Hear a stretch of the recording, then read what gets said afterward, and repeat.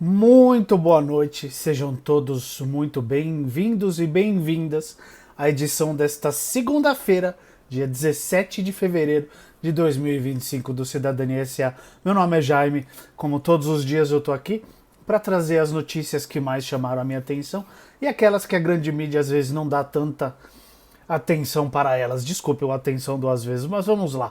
Vamos começar com duas do STF, que eu achei bem interessantes, boas notícias, vamos dizer assim. STF condena a família que saiu do Espírito Santo em motorhome para ataques no 8 de janeiro no Distrito Federal. O STF então condenou 3 integrantes da mesma família por incentivar ataques contra a democracia e pela participação na invasão às sedes dos 3 poderes nos atos golpistas de 8 de janeiro de 2023. Pai, Filho e Espírito Santo, não, Pai, Filho e Genro saíram do Espírito Santo para participar dos ataques em Brasília. Os 3 foram condenados a 14 anos de prisão. E eu não consigo tirar o sorriso da cara. Bem feito. Se tivesse ficado quietinho em casa, nada disso aconteceria, não é mesmo? Cabe recurso ao próprio STF. Essas coisas eu não entendo. O STF definiu e cabe recurso a ele mesmo, mas ok. A condenação, vamos dar nomes aos queridos? A condenação do empresário Germano Siqueira Lube, do gerente administrativo Germano Siqueira Lube Júnior, ou seja, o filho do sujeito, e de Carlos Magno Pimentel Filho, foi por maioria dos votos dos 5 ministros que integram o colegiado na última sexta-feira, foi dia 14. A pena aplicada aos réus foi de 12 anos e 6 meses de reclusão e 1 ano e 6 meses de detenção. Os 3 réus foram identificados após as investigações da PF, a Polícia Federal, apontar a participação deles não somente nos atos ocorridos em Brasília, mas também em ações articuladas desde 2022, visando aos ataques à democracia, aos ministros do STF e ao sistema eleitoral. Em depoimento, os condenados confessaram que usaram um veículo motorhome para ir a Brasília participar dos atos antidemocráticos. Ah, que beleza. Condenação do STF. No voto pela condenação, o ministro Alexandre de Moraes, o relator do processo, chama a atenção para a gravidade dos atos praticados por eles. Abre aspas para o relator, o Alexandre. De maneira livre, consciente e voluntária, no dia 8 de janeiro de 2023, no período da tarde, na Praça dos 3 Poderes, em Brasília, em unidade de desígnios com outras milhares de pessoas, tentaram, com emprego de violência e grave ameaça, abolir o Estado Democrático de Direito, impedindo e restringindo o exercício dos poderes constitucionais. O caso se subsome ao tipo de crime de tentativa de abolição violenta do Estado Democrático de Direito, concluiu o voto do relator. Que delícia ver mais golpistas sendo condenados à prisão. É isso. Que todos eles paguem. Ah, mas tadinho deles, são uma família, é o pai, o filho, o genro. Se tivesse ficado quieto em casa, isso não aconteceria. Mas não, pegaram a casa, o motorhome, para ir lá fazer caca. Parabéns. Outra do STF. Porte de maconha. A STF confirma a decisão para uso pessoal. Quantidade fixada é de 40 gramas para diferenciar usuários de traficantes. Para mim, isso é uma ótima notícia. Estou fazendo apologia à maconha. Mas é diferente você ser um usuário e você ser um traficante. Não pode a pessoa que é pega com um baseado no bolso ter o mesmo tratamento de um traficante. Isso não existe. Mas vamos ver aqui a matéria.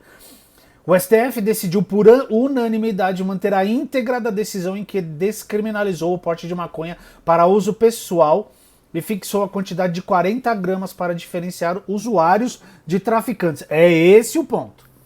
O tema foi julgado no plenário virtual, em sessão encerrada na última sexta-feira, 14. Ao final, foram rejeitados recursos protocolados pela Defensoria Pública e pelo Ministério Público de São Paulo. Tinha que ser São Paulo, né? Para esclarecer o resultado do julgamento, que foi finalizado em julho do ano passado. Todos os ministros seguiram o voto do relator, o Gilmar Mendes, que no início do julgamento virtual votou pela rejeição dos recursos. Descriminalização não legaliza a maconha. A decisão do Supremo não legaliza o porte de maconha. O porte para uso pessoal continua como comportamento ilícito. Ou seja, permanece proibido fumar a droga em local público. Mas que atraso, hein? O Supremo julgou a constitucionalidade do artigo 28 da Lei de Drogas, a Lei 11.343 de 2006, para diferenciar usuários e traficantes. A norma prevê penas alternativas de prestação de serviços à comunidade, advertência sobre os efeitos das drogas e comparecimento obrigatório a curso educativo. Ok. Então não legalizou, mas pelo menos separou o que é usuário do que é traficante. Uma pena que não legaliza, né? Porque tem tantos outros problemas para serem resolvidos no país, mas ok, vamos seguir. Aquilo que eu falei a semana passada, que a vazão dos rios estavam diminuindo por conta da exploração das águas subterrâneas, principalmente pelo água, agora começou a aparecer em tudo quanto é lugar. Então, mais da metade dos rios brasileiros está secando. Tá no ICL, eu vi no G1, eu vi no Metrópole, vi na CNN, tá em tudo quanto é lugar falando disso. Isso é muito sério, porque tem muitos agricultores pequenos que estão sofrendo com a seca, enquanto o agro usa e abusa das águas subterrâneas. E esse uso tá forçando a percolação dos rios, que eu expliquei lá, né, que o rio acaba infiltrando no solo e indo para os aquíferos esses que são utilizados pelo agro. E isso está causando o secamento e a diminuição de vazão dos principais rios brasileiros. Isso aqui vai levar uma desgraceira, mas ninguém está levando muito a sério, né?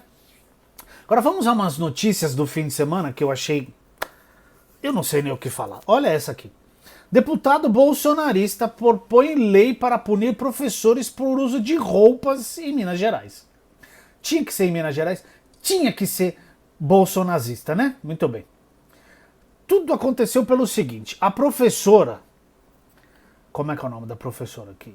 É uma professora trans, ela é uma mulher trans, Emily Matheus Santos, de 25 anos, se fantasiou de Barbie na abertura do ano letivo no Mato Grosso do Sul. Quando eu vi a chamada, eu até falei, pô, mas não precisa ir de Barbie, né? Mas quando a gente vai entender o que que é, ela é professora de arte. Entendeu? Cadê? A professora trans se fantasiar de Barbie na abertura do ano letivo de uma escola em Campo Grande. A docente leciona artes cênicas, teatro e dança. Então, na minha visão, tá tudo bem ela ir vestida de Barbie. Tem a ver com a matéria que ela leciona. Mas o problema dessa gente é atacar os trans. Principalmente se for uma mulher. É uma mulher trans, aí sem tabutina mesmo. Mas aqui, o que o sujeito falou aqui? Vamos dar o nome do deputado, né? Porque deve estar com muito tempo livre para querer uma PL dessa. Apresentou o deputado estadual Cristiano Caporeso, do PL. Óbvio que é do PL. Apresentou na Assembleia Legislativa de Minas Gerais um projeto de lei que pretende proibir professores de escolas públicas e particulares de usarem roupas consideradas incompatíveis com a liturgia do cargo em sala de aula. Então talvez uma camiseta como a minha... para uma aula de biologia, não seja aceita. É um absurdo. A intenção é evitar que profissionais lecionem com vestimentas que enfatizem sua orientação sexual, de acordo com o deputado.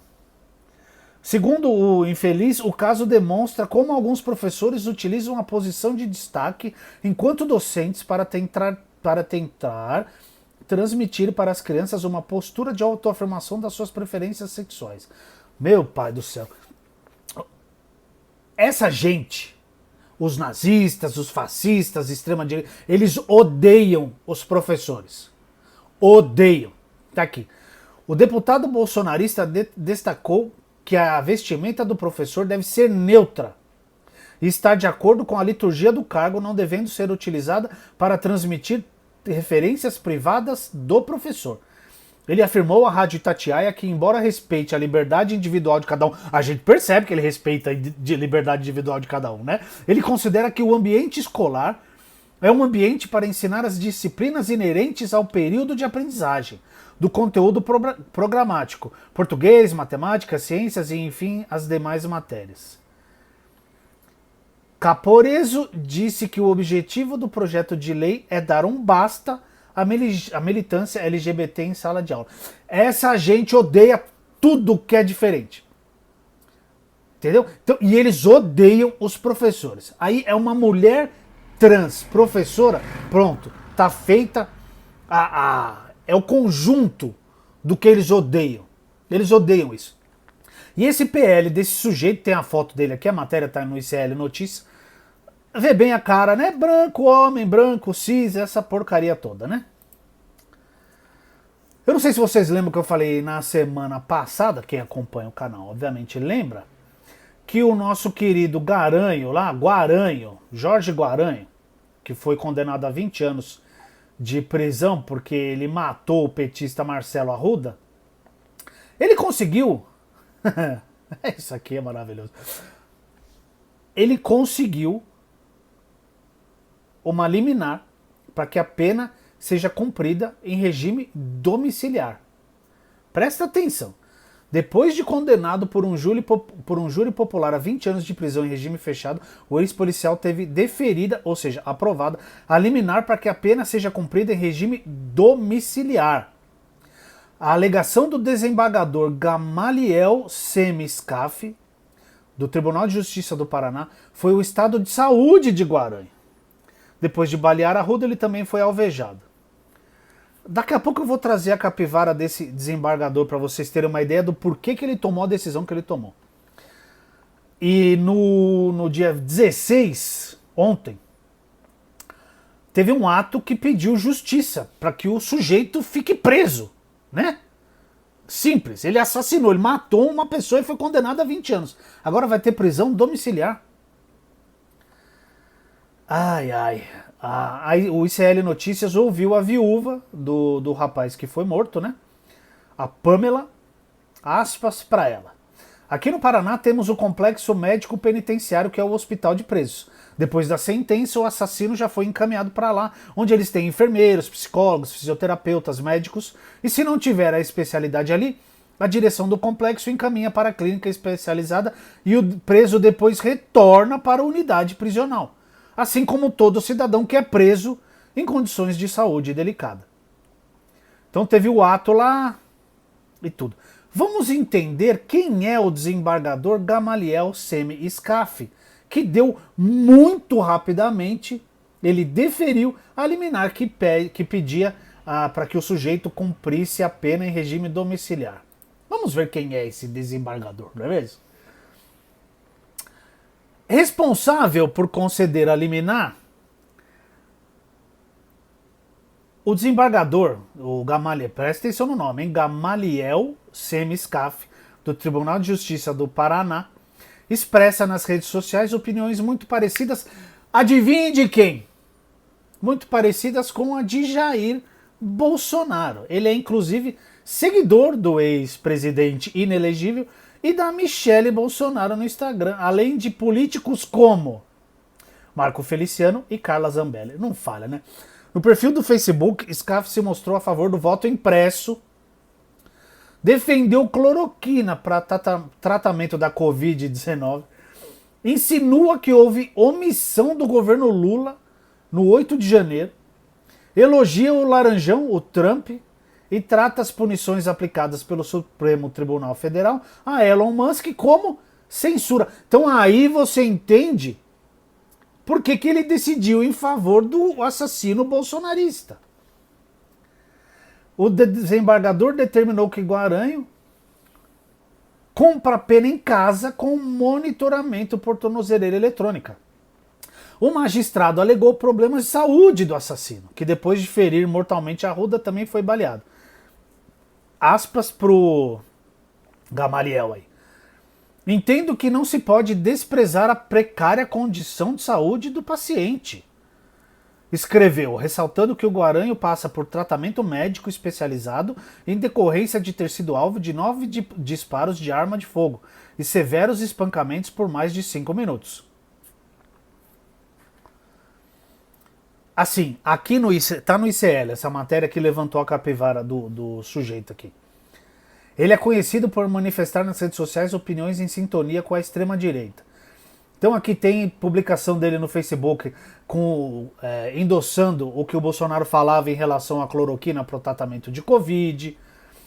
Ele se solidarizando com o Sérgio Moro, com a Gabriela Hart, comemorando a vitória do Trump. criticando o Lula, pedindo voto impresso, todas essas bobagens que a extrema-direita faz, ele tá lá endossando e falando que a opinião dele é a mesma.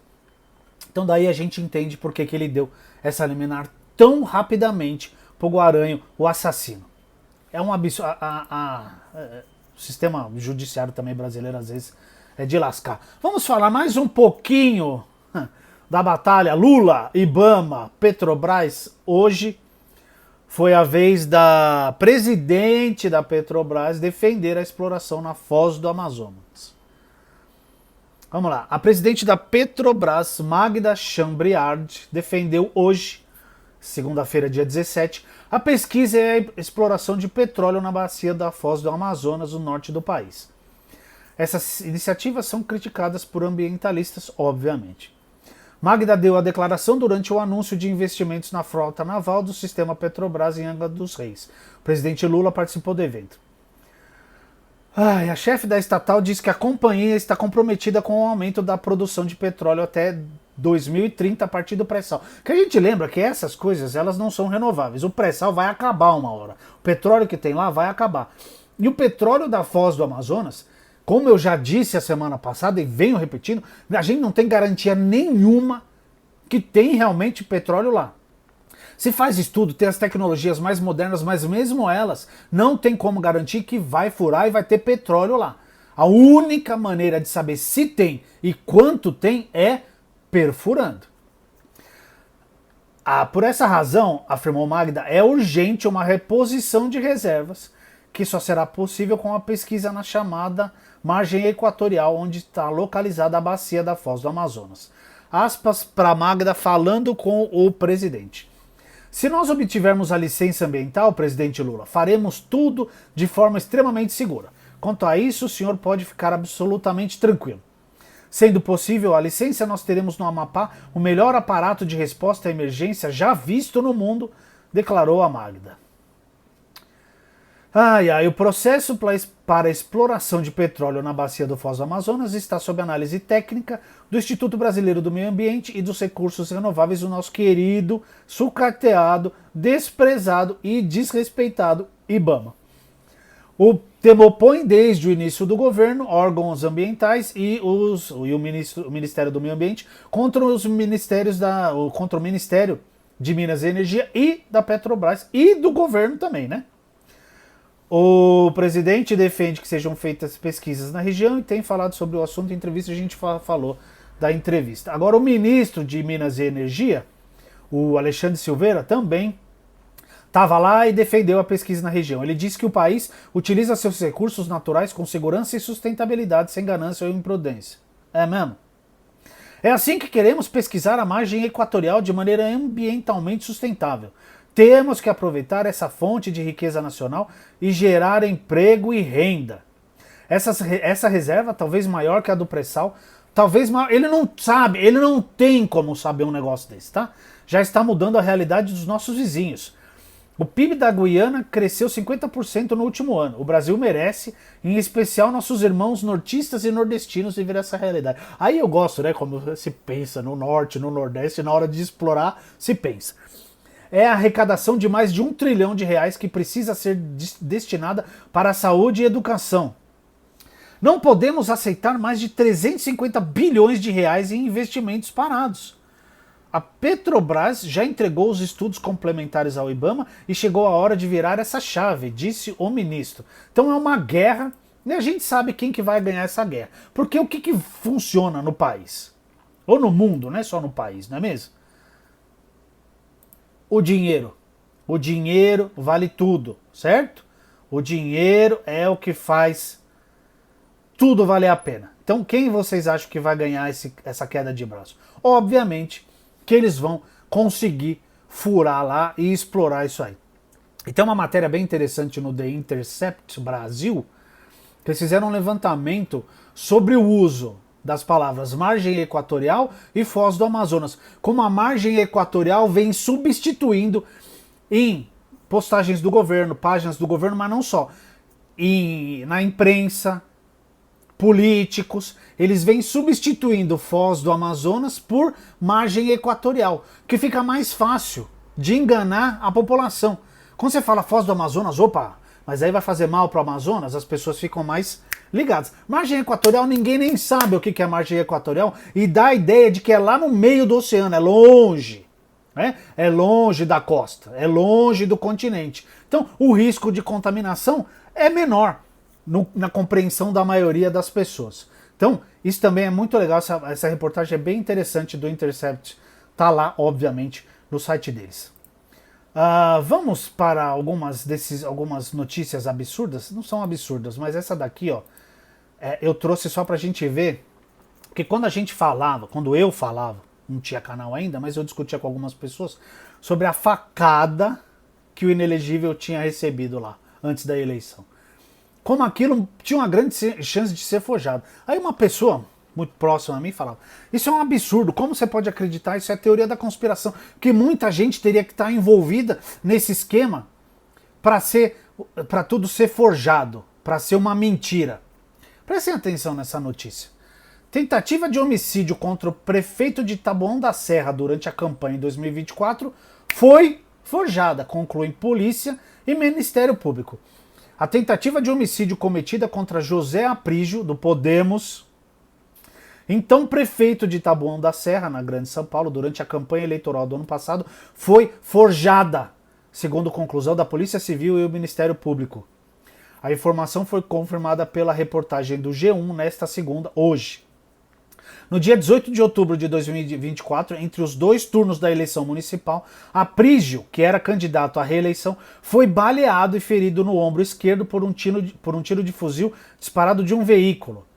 A bala perfurou o carro blindado do político e os executores fugiram pela Avenida Aprígio. O nome da avenida, é o mesmo nome do carro. Aprígio Bezerra da Silva, que leva o nome do pai dele.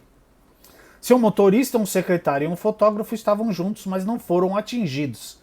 6 disparos furaram a lataria e o vidro do imóvel. Do automóvel, perdão. 6 disparos, um só acertou e no ombro. Não sei se foi o direito ou esquerdo. No entanto, de acordo com as autoridades, o ataque a tiros foi uma simulação combinada para dar a impressão de que o então prefeito tinha sofrido um atentado. Ele não conseguiu se reeleger ao cargo. Que bom, não é mesmo? Procurada para comentar o assunto, a defesa de Aprígio alegou inocência. Aspas para o advogado dele em entrevista à Rede Globo. Ele ficou muito surpreso com a informação de que foi algo forjado aí. Vocês têm que analisar de uma forma que, se o crime existiu de forma a ser forjada, ele sofreu um tiro de um armamento pesado. Então a vida dele naquele momento foi comprometida. Olha a cara de pau da defesa do cara. Foi provado, tá provado aqui. Segundo ele, o ex-prefeito está seguro, tranquilo. Nós temos que deixar claro aqui que ele é a vítima, continuou o advogado. O prefeito é vítima. Ex-prefeito, ele não é mais prefeito, tá, querido? Foi vítima de um atentado contra a sua vida. Aí aqui na matéria explica toda a operação e tal. Eu não vou ler tudo isso aqui. Tem até o post do coitadinho do ex-prefeito no hospital, foi no ombro esquerdo. Foi aqui mesmo, acertei. Né, falando que a vida dele e tal, tem tudo que os caras fizeram com o carro, e até tem aqui aspas do atual prefeito, que foi inclusive considerado suspeito por algumas pessoas, né, porque um candidato toma um tiro, todo mundo acha que é o outro que mandou. Então aqui, pra quem acha que esse tipo de coisa não acontece, que a facada do inelegível, não pode ter sido forjada, tá aqui. Esse tipo de coisa acontece sim, e a prova é essa. A matéria tá no G1, lá na página de São Paulo, é só vocês darem uma olhada lá. E para fechar, a gente falou da baleia na sexta-feira, e hoje a gente vai falar de tubarão nas notícias absurdas que aparecem. Essa daqui eu achei interessante. Mulher tenta fazer selfie com tubarão de 1,80 m e tem mãos devoradas. Parabéns pra inteligência suprema. Essa gente acha que o quê? Tubarão é um pet? É um bichinho de estimação? Você chega lá, você vai bater a mão na cabeça dele, tudo bem? Que nem esses dementes fazem com os golfinhos? Vamos lá nadar com os golfinhos, exploração, os bichos tudo dopado. É um absurdo isso, mas vamos ver a matéria.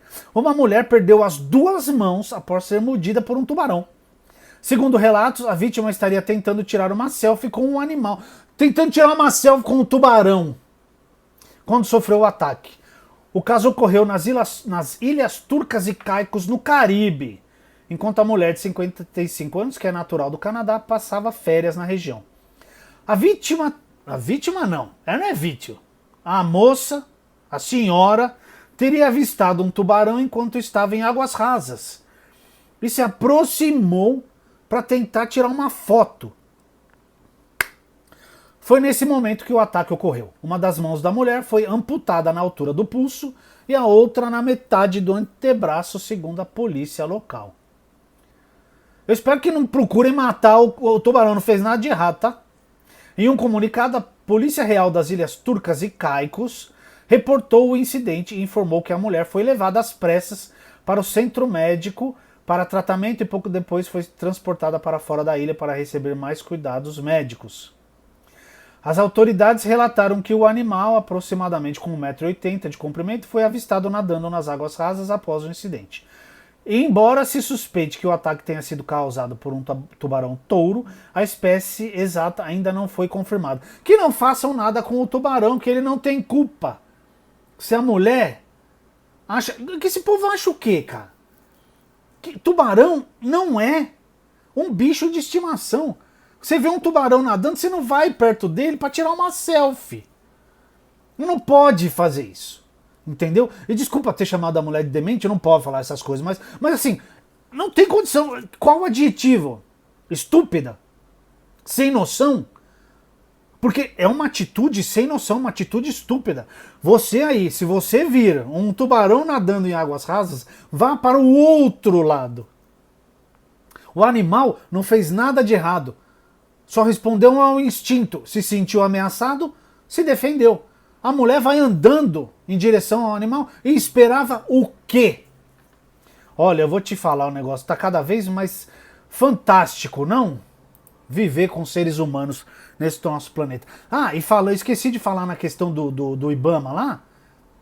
Quem é a favor de perfurar a foz do Amazonas atrás de petróleo, tá um calor miserável essa semana em vários lugares. Muito disso é do efeito estufa, que é causado, muito dele, por combustão de coisas fósseis, combustíveis fósseis, que vem da onde? O petróleo. Então, ao invés de furar poço procurando mais petróleo, deveríamos investir em energias sustentáveis, outras formas de energia. Mas não se faz isso. Ou se faz isso em pequena escala, pouca coisa se faz. O governo só quer saber do mais fácil. Vamos furar porque tem petróleo lá, combustíveis fósseis, mais efeito estufa, mais calor, a gente vai morrer torrado no nosso planeta. Então é isso. Essa foi a edição desta segunda-feira, dia 17 de fevereiro de 2025. Espero que vocês tenham gostado. Se tiverem gostado, não esqueçam de curtir o vídeo, se inscreverem no canal e mandarem esse vídeo para mais pessoas acompanharem a gente aqui. Bom, é isso. Um ótimo fim de segunda, uma ótima terça-feira para vocês. A gente se vê amanhã aqui às 8 da noite. Um abraço.